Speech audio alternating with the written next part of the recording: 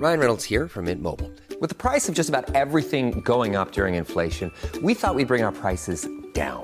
So to help us, we brought in a reverse auctioneer, which is apparently a thing. Mint Mobile Unlimited Premium Wireless. How to get 30, 30, bit to get 30, bit to get 20, 20, 20, bit to get 20, 20, bit to get 15, 15, 15, 15, just $15 a month? Sold! Give it a try at mintmobile.com/switch. $45 up front for 3 months plus taxes and fees. Promo rate for new customers for limited time. Unlimited more than 40 gigabytes per month. Slows full terms at mintmobile.com. Normally, being a little extra might be a bit much, but not when it comes to healthcare. That's why United Healthcare's Health Protector Guard fixed indemnity insurance plans, underwritten by Golden Rule Insurance Company, supplement your primary plan so you manage out-of-pocket costs. Learn more at uh1.com.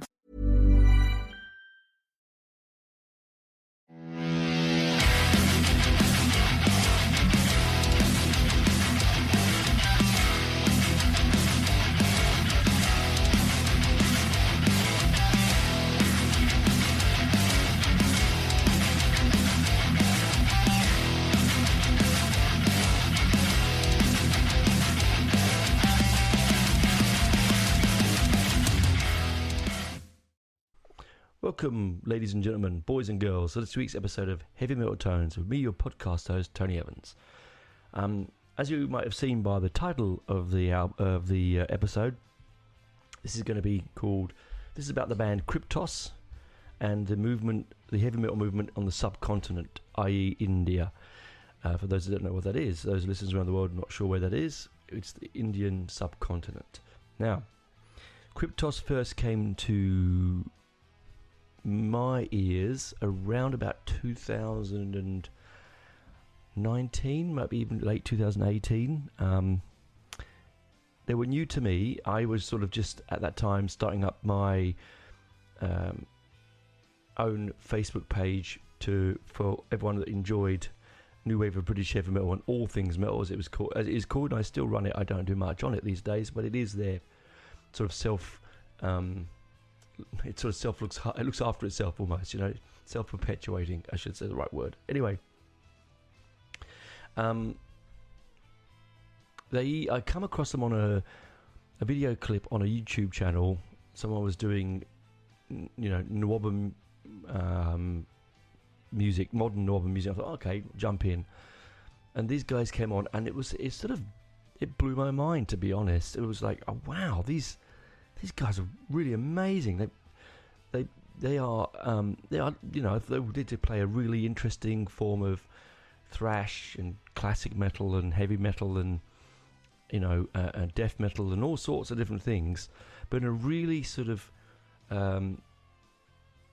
nuanced and individual way, which is what you want when you're listening to music, right? You want it to be different every now and again.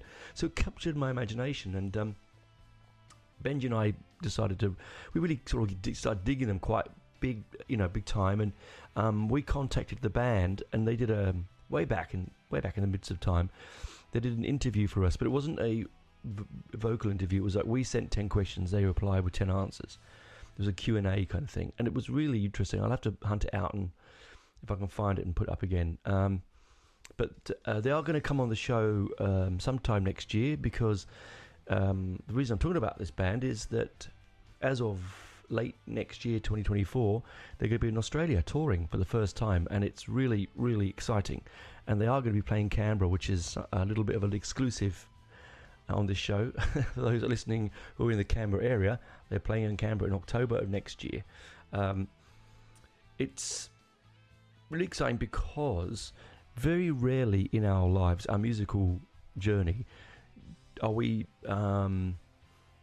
part of or are we watching the birth of new genres and new parts of the world playing the music that is always taken for granted in English-speaking Western countries.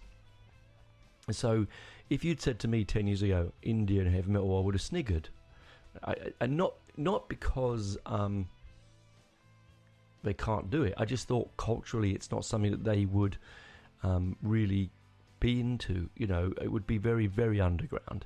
And I'm sure it was very, very underground for a long time. But Kryptos came along formed their fantastic band in 1998.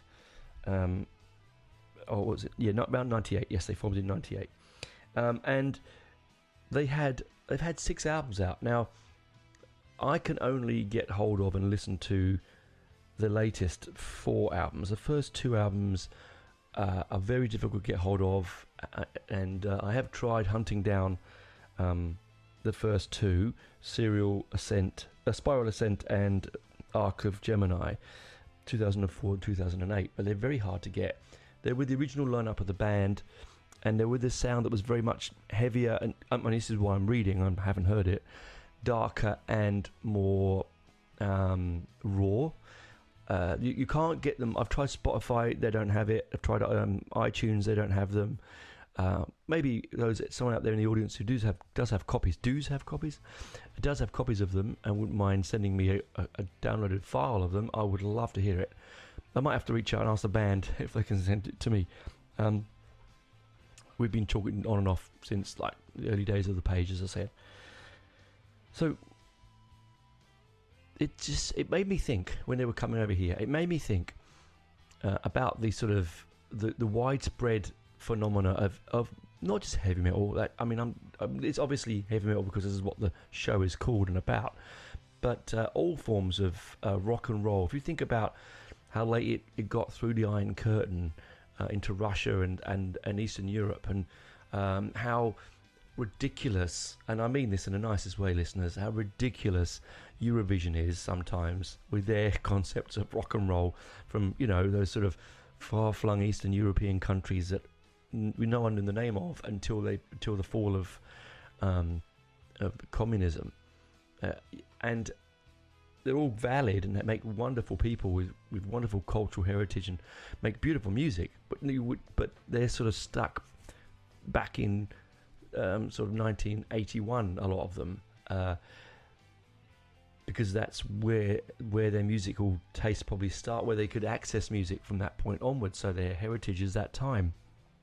But with bands like, what was surprising about when Kryptos, because they were the very first Indian band, really they're the forerunners of the Indian metal scene, and what they haven't done, you could put on the back of a stamp, really, considering the scene itself there. I mean, there's 1.4 billion people, and I could be wrong, population, huge population over there. So, their fan base would be very, very small at home, but they are massively followed around the world. They've played Varkan, they've played the Bangalore Open Air Festival, which they support Iron Maiden on their Indian tour, 2008, which is just amazing considering that their biggest influence is Iron Maiden musically, and you can hear it musically. They've supported Creator, Testament, all these are their influences. They are their influences. So to them to be on the same lineup and in the same green rooms and the same tour buses or whatever of their heroes would be amazing for them. And what's brilliant about them is that they're not stuck in the past. So when you put on, as I said, I can't speak for the first 2 albums, but when you put on the Calls of Apollyon, I'm going to have said that wrong. Calls of Apollyon. Let me see if I can pronounce that properly. The Coils of Apollyon. Sorry. Now that album's interesting. You put it on, and it was recorded in 2012, and it's the first album on. They signed to a new album called Old School Metal Records from America, and they were the first Indian band to have an international label, which is not first Indian band, but first Indian metal band to have an international label. The lead guitarist Nolan would become the lead singer and guitarist. The lineup, and I'll give you the lineup that is now, so we don't keep, because there's been a few changes. We have Nolan Lewis on guitar and vocals, Ganesh K on bass. Okay. Hang on, where am I? No, that's the old band, Tony, you silly boy. Now, I apologise if I'm going to butcher these names, but obviously the easy one is Nolan Lewis on guitars and vocals. And then we have Rohit Chaturvedi on guitars, lead guitar. And we have Vijit Singh on drums. I don't know, it doesn't really mention who the bass player is, but I'm sure there is a bass player there somewhere. I think it's played by on the album by Nolan Lewis, I think. Anyway, now I've butchered everyone's names and got myself down a rabbit hole. This is what happens when you have too many Christmas parties the night before recording. Brain, gone away. Come back another day, I think. Some more tea, 1 second. Anywho, me mucking up would not be me if it wasn't me, right? Anyway, so this is the band. So they formed, and they don't see. Well, I've lost my train of thought because I was trying to get back to where I was. So the Coils of Apollyon in 2012 was the first internationally signed album. That's when they started to really take off. It's an interesting sound because I haven't heard the first two, but this one I have quite a lot, and it's quite doom laden. It's quite doom ridden because they are actually quite influenced by Candlemass and Merciful Fate. And actually, in Nolan's lyric voice, as he's got more grown into his voice and his persona in front of the mic, behind the mic, sorry, he is. He's got more of a King Diamond-esque sound to his vocals without the searing falsetto. He just has the way that he intonates and sings. It really, with my eyes closed, it could be King Diamond. It has that kind of King Diamond feel. I'm not going to go through, as I normally do, lyrically each album and track by track because there's too much to talk about. I just want an overview of this amazing band and the scene that sort of follows them in their wake. And then we come to, Burn Up the Night in 2016. So this is an album that I really cherish. The artwork, sort of from Burn Up the Night forward, the artwork really sort of takes on that new wave of thrash feel. It's cartoony, it's fun, it's outrageous, it's belligerent, it's fast, it's aggressive, and I love it.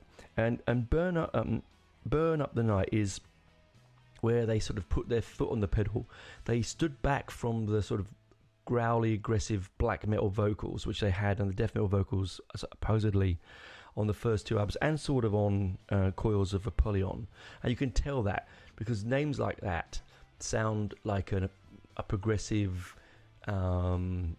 deep, doomy band, don't they? But then you move into Burn Up the Night, it becomes Led Zeppelin, it becomes Iron Maiden, it becomes Judas Priest. It has that sort of feel, which again they're very, very influenced by. And on this album, I feel Nolan's guitar really becomes something of his own. He has a particular sound. There's a way that he plays his scales. He's like the way he ascends and descends his arpeggios that really do sound like him. He's very, very individual. He has almost what I call the Nolan gallop. And that's for you, John, not the Maiden gallop, the Nolan gallop. It sounds like that. It sounds like he's sort of taken on Stephen Harris's mantle but moved it into a six string. It really feels that way. The whole thing about this, and what's marvellous about Kryptos and the scene that moved out and around them, is they're not trying to hammer in a round peg in a square hole. They're not trying to bludgeon in Indian themes and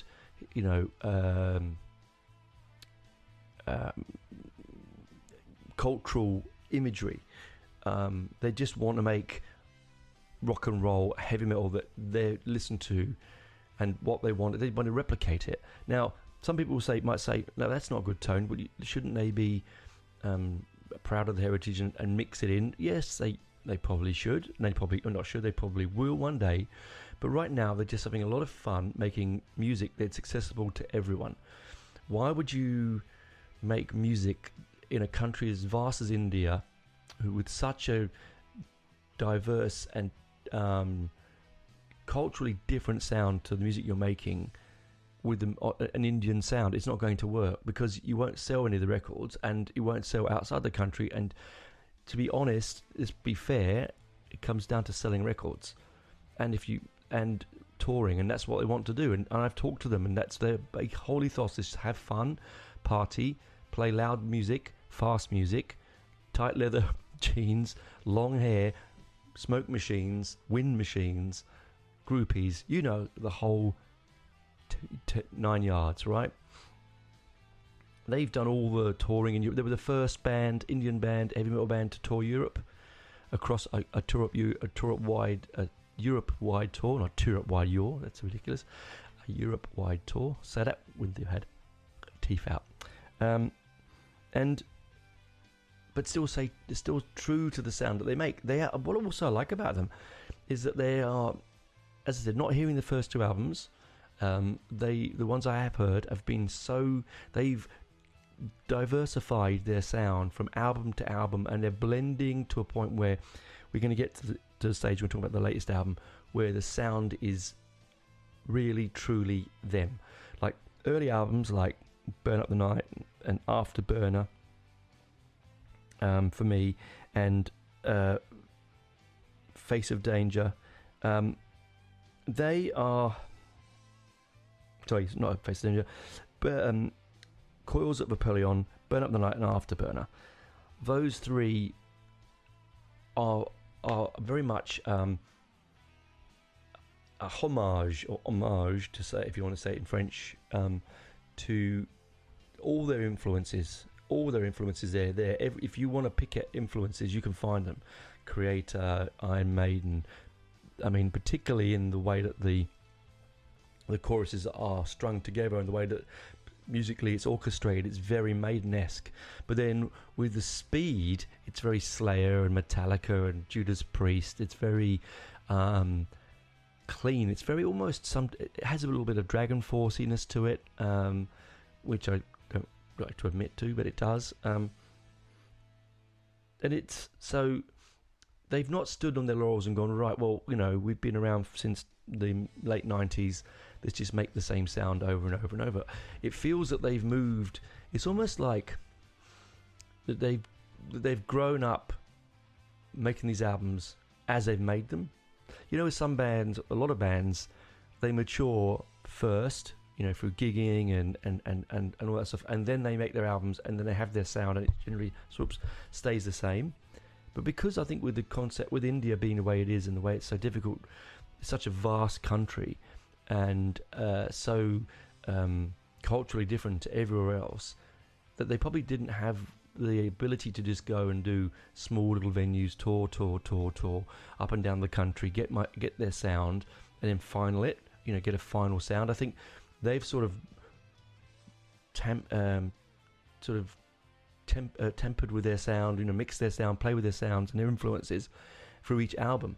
Because as each album has come along, they've got far more and more efficient at their instruments.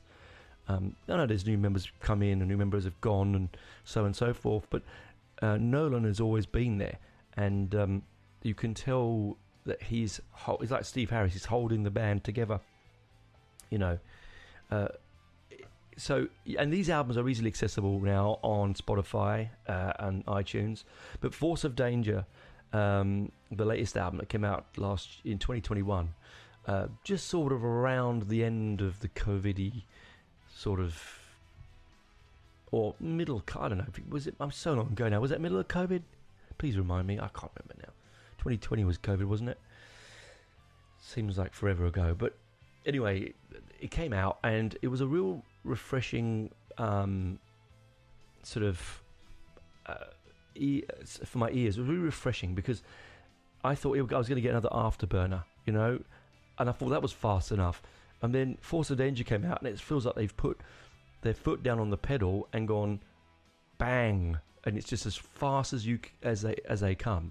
I said I wasn't going to talk about individual songs, but to be honest, my favourite song on the album is Thunder Child, and then followed very, very closely by Force of Danger, the title track. They just have some. It's just got some wonderful piece of. The intro is really good on Thunder Child. I really like the guitar work. At one point, I was thinking, please let it just let it be instrumental. I was hoping, sorry boys, that it would be instrumental all the way through, because didn't really mind if the lyric didn't come over it, and because it was very much like a Transylvania. Iron Maiden's Transylvania. It had that feel. I thought, oh, this could be a fun piece of music to move to. But then the lyric come in, and hey, it's still a really good song.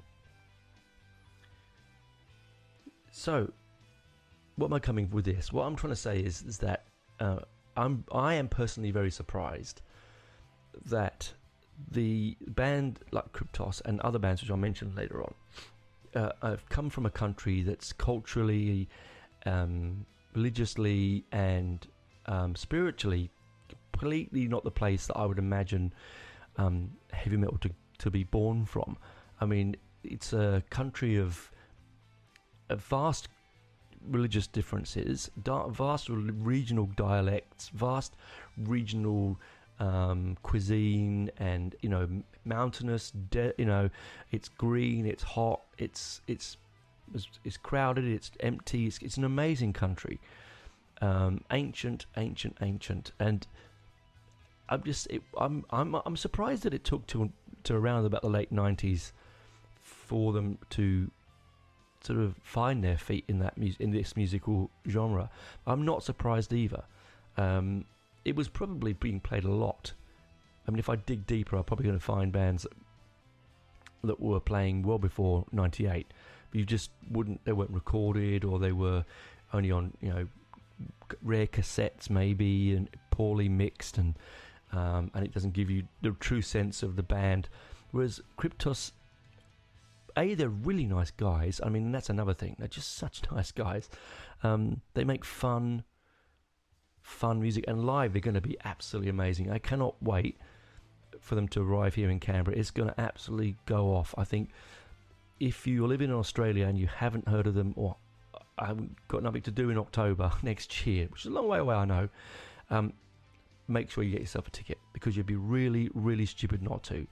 I don't expect them to play everything from all of their albums, but they'll play from the last three, and they're going to be brilliant live. I've watched YouTube clips of them live, and they do rip it up.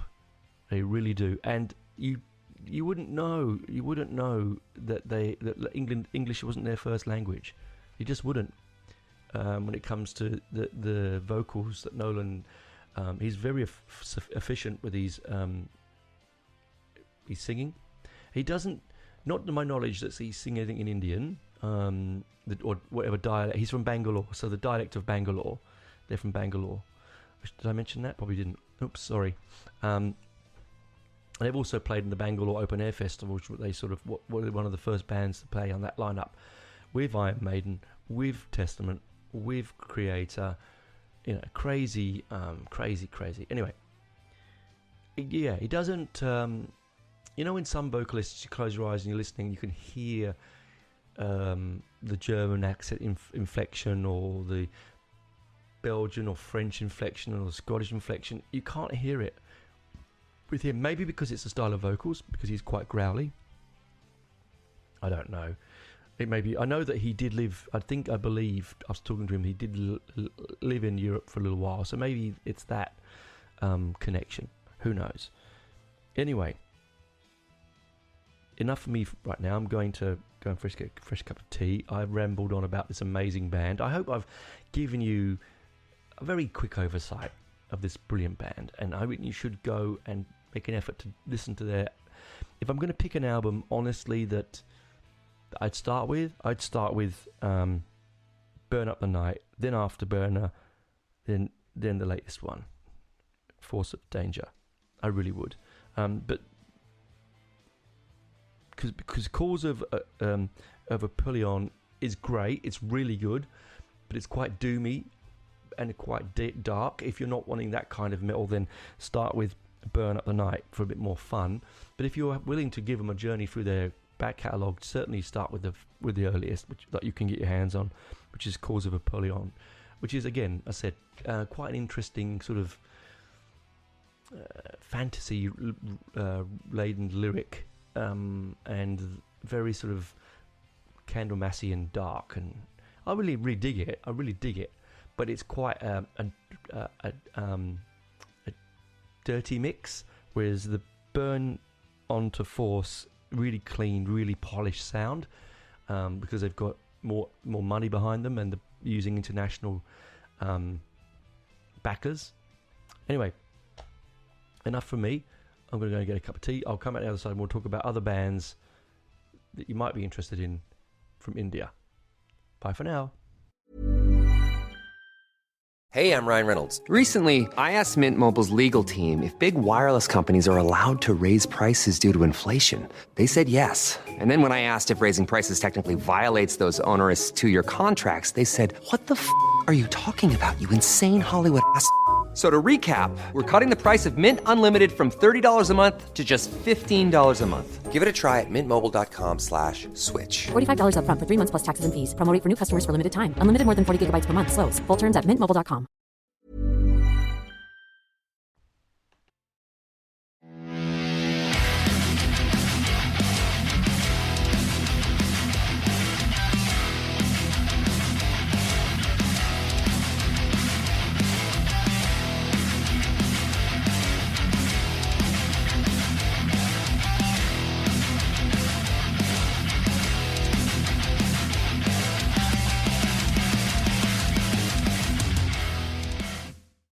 Welcome back, guys, to part 2 of this interesting show around the Subcontinent's prestigious heavy metal band Kryptos, which apparently is a bastardization of the Latin word cryptos, which means to be underground tomb or catacombs.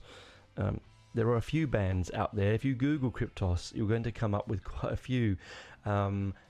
Just look for the one that has the Indian. If you can't find them, type Indian Kryptos, you'll find the band. Anyway, so thanks for staying with me on this one. If you're still with us, if you're still with me, thank you very much. I just want to do a little bit of housekeeping. Week after next will be Christmas week, and I will be doing, as always, it's my annual Christmas specials. So I do the Christmas week, so Monday through to Sunday. I do 8 to 10 minute episodes each day for 6 days. Now, I have got a lot of ideas for them. Some good, some bad, some mediocre, I'm sure. I'm sure you're going to enjoy them. It's always more difficult to think of 6 ideas, so I do it as a challenge to myself, than 1 hour long program where I can just ramble like I usually do, and then sort of make people's eyes roll or make them smile, whichever comes first. Said the vicar to the nun. Now, let's get back to the scene in India. It's very much like, when I think about it, as I said before, I like the Eastern European scene that grew sort of quite rapidly from the early 90s onwards, when Maiden first went behind the curtain, like in 88, around that time onwards. He sort of built the scene. It's the same, I think, within India when Iron Maiden again went back in 2008. I'm sure there were a lot of bands that were formed or felt like they could play, or they felt strong enough to bear their arms, coat of arms, show their heart on their sleeves and be who they are. And I was doing some Googling and researching and trying to find bands that I could recommend. And I've come across a couple. Now, I'm not going to go into the story of each of them. I'm just going to give you their names, what kind of genre that they are, and where roughly they're from. And if I butcher any names, dear Indian listeners, I apologize, because I find your culture fascinating,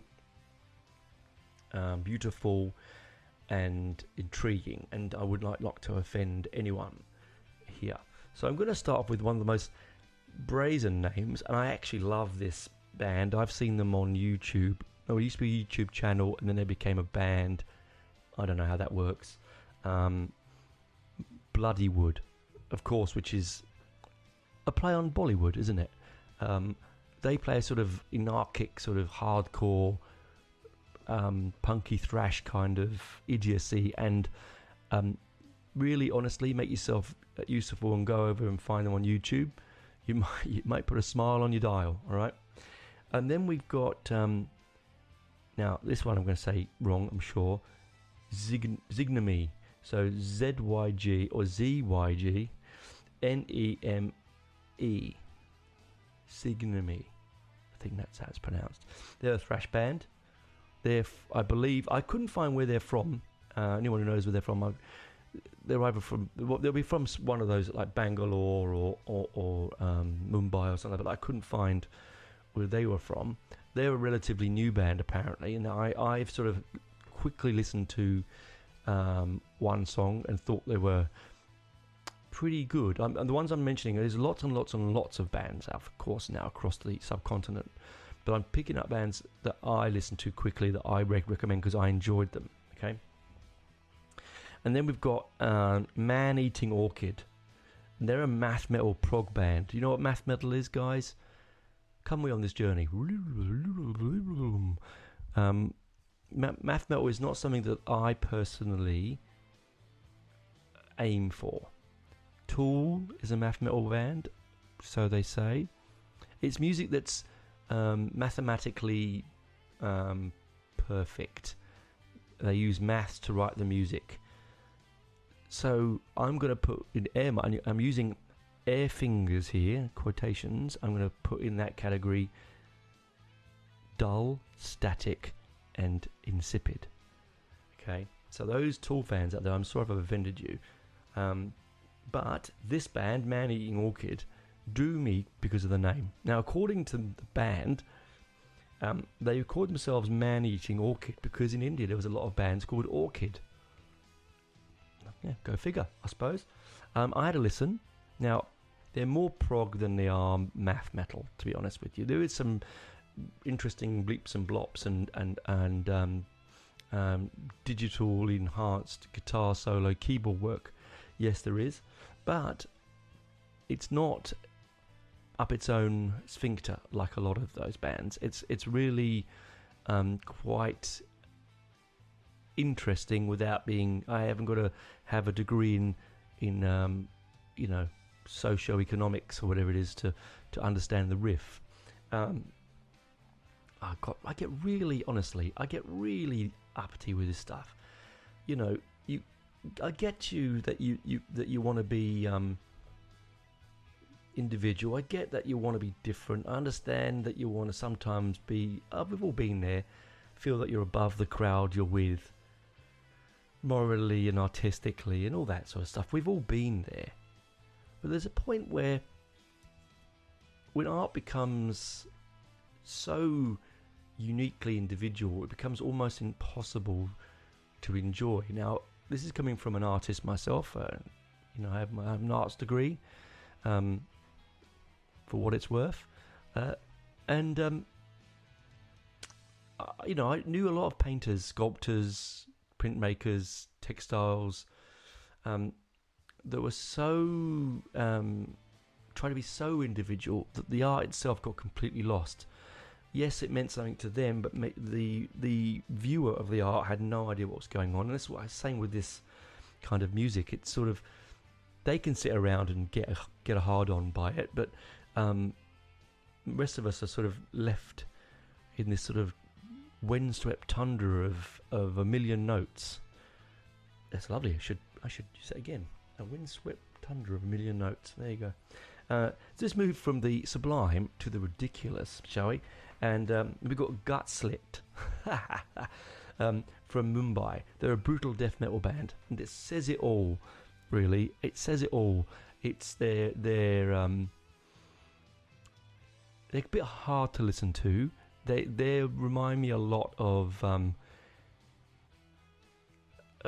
Cannibal Corpse and those sort of things, cattle decapitation, and I have a deep-seated affection for that kind of stuff. So I find it fascinating and interesting, and there is beauty in its brutality, because unlike like math metal, of Man-Eating Orchid, which I'm not having a go at them, just like them, unlike them, they are using music in its most ethereal and I can't remember the word thing. Ethereal and bass sense. It's most instilled. That's it. It's most instilled serum. It's like the rawness of it. It's like a chili on its own. Like biting into a chili on its own. It's basically what it is. It's that punch in the face, but it's a simple punch in the face, right? There's no complication to it, and that's what you get with Gut Slit. Okay, and then we move to now these guys are all available. You can hear a lot of this stuff on YouTube and on Spotify and on all streaming platforms. There are other streaming platforms are available. Inner Sanctum, they're a thrash band from Bangalore. No, not Bangalore. No, sorry guys, if I get this wrong. It is Bengaluru.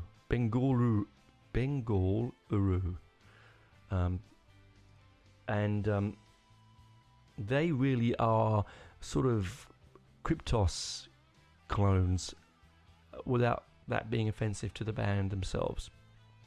They just seem to fall into the shadow of their very, very, very illustrious leaders of the genre. And the same way that Iron Maiden became the leading light of the Nawabam movement, Kryptos are the same here. And so they're going to be copycats, mimics, paying homage, using their sound, not deliberately, but just a way of because that's what they would do. They would I would imagine they would get an Iron Maiden song or a Kryptos song, and they would learn it and play it over and over and over and over and over again, like we all did. And so it influences the sound when they go to write their own music, just like the Beatles with Chuck Berry and all that sort of stuff. And then we go to Godless from Hyderabad. Now, Godless, I had come across before I was researching this. They're a death metal band, and they are very much like Gut Slit in the fact, but they are more technical. So they're like a cross between Man-Eating Orchid, Gut Slit, and Inner Sanctum. It's like a mix. They're one of those bands where you wouldn't know by listening to them that they were not. They almost sound, and this is being complimentary, they have a sort of American sort of Metallica, Anthraxy kind of sound, and fast, fun, and furious. And I can see in this band, one of those bands that I can see in the future being really big, if they get the right break, just like Kryptos would be as well, and very much like Man-Eating Orchid in the right hands. I can imagine Man-Eating Orchid on the same lineup as Animals as leaders, Tool, Caligula's Horse, all those kind of bands, and I adore all those bands. So apart from Tool, sorry, not a Tool fan. So I could sort of see them with that. They mix in and sit in nicely on a lineup. And then we have Guillotine from Delhi, and they're a prog metal band with very bluesy driven. I listened to it and I thought, is this prog metal? That's what they're saying it is. And about 2/3 of the way through one of their songs, I was like, this sounds really Zeppelin-y, very heavy blues, and I really dug it. I thought it has a sort of European, it's Guillotine, right? It does have that sort of European Nawabam sound, the one that I mentioned a few episodes back, that sort of international version of the north of England's musical outburst of the early 80s, late 70s. It had that kind of tight denim, red shirt stuff, striped shirts, red jackets. They basically play a kind of fun, bouncy rock and roll. I don't know why I would call them a prog band. I think it's because they're probably more technically proficient than most of them. Therefore, they sort of skipper them all into the same genre, don't they? Skipper? No, they sandwich them all into the same genre. I don't know where the word skipper came from. Who knows? I did get an Australian slang dictionary for a Christmas present yesterday, so maybe something. I know whether that's something over here. I've never heard it, but it might be. I've sort of squeezed into my brain when I was perusing the book yesterday. And then coming towards the back end of this list, I know there's a lot to take in, guys, but I think you should all try and listen to one or two of these at least. There is now it's Skepta from Mumbai. Skepta, yeah. They're a thrash band. They are very, very Kryptos contemporary. They were formed in 1998, so they're around the same vintage as Kryptos. And yeah, it's Skepta, Scceptre. Yeah, I might have pronounced it wrong.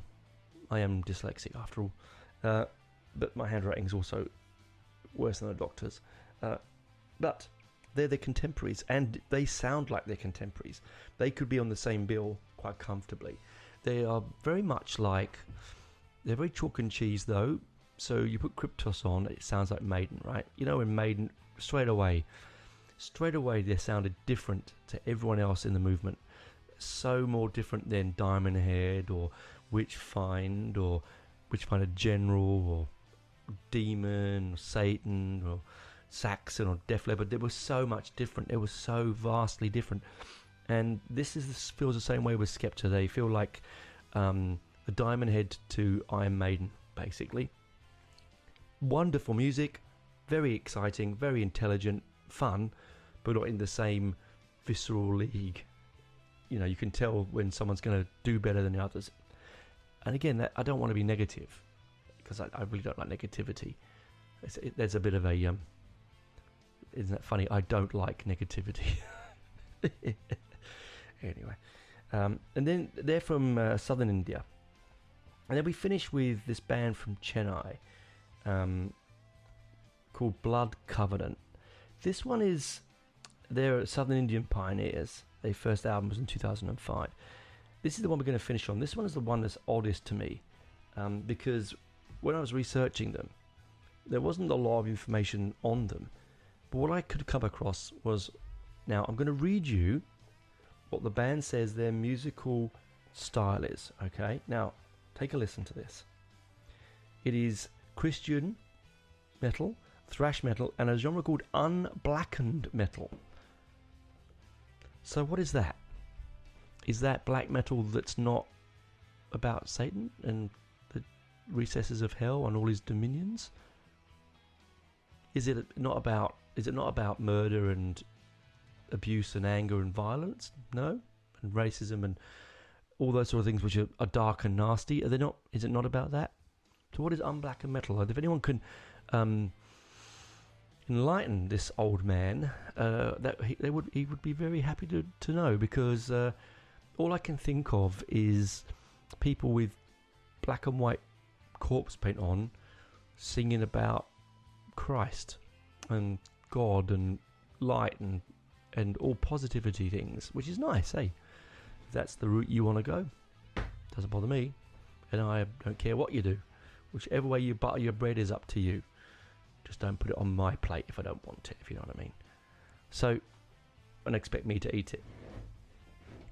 It's the same way with lots of things in life, isn't it? You know, I'm tolerant to lots of things. Just don't show me, don't involve me, or don't ask me for my opinion on something that I know that will only offend you if I give you the answer. I sometimes envy people like Benji, my very, very, very dear friend Benji, who will just say how it is. My dad was the same. He'd just say it how it is. It did not come across his mind if it was, whether it would offend or not, he would say it.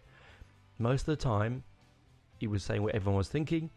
Unfortunately, most of us don't. I mean, myself particularly, I'm very British in that way, that I don't want to rock the boat or upset anyone unless it's really necessary.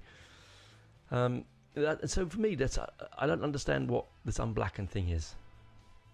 I don't know. I've sort of tried to find it. I tried to find it on the interwebs, isn't much there about it, unless I'm Googling it wrong, or, you know, in the old days, Ask Jeeving it wrong. You remember the Ask Jeeves? I think I tried using it once. I think I got it with an old PC many moons ago, when you used to use, was it NetSearch? Oh, I can't remember now. Netscape, I think it was. Wow.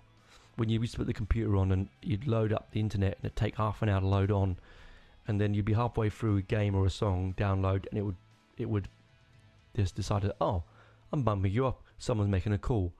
And so halfway through your hard work trying to download an album, it was all for naught, and you had to start again because it was corrupted. Yeah. Those little strange rabbit holes. Anyway, that's enough for me this week, rabbiting on, because I've got to get on and try and get these 6 episodes recorded for you. Your lovely delectation. That's not the right word, is it? Delectation. I think that's the right word. For Christmas. Yes, that's enough for me. I've run out of tea, and it's where I'm recording, in the room I'm recording in, is really hot. It's even with the window open and a fan on, it feels like I'm boiling my bum in my chair, which is not a nice image for anyone, let alone you listeners. So I apologise for giving that to you, but you may use it as you wish. Anyway, bye for now, guys. As I said, go and enjoy all of the Subcontinent's wonderful musical output.